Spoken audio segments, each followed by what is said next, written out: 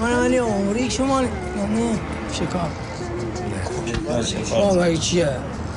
نمیدونم این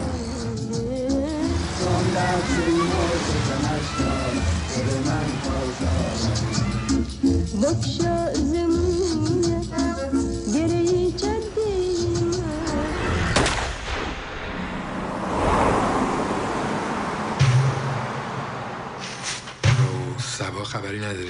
نه.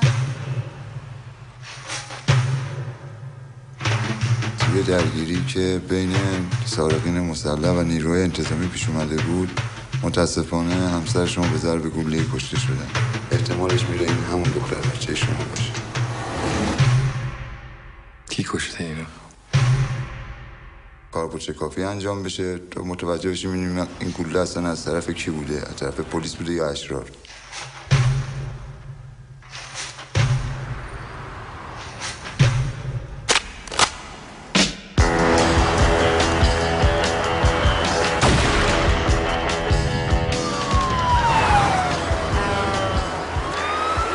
ها؟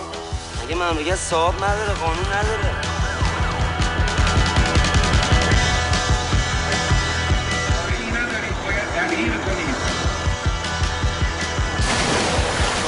کام بفرستنش به دره. ما باشی برو ببینیم بابا.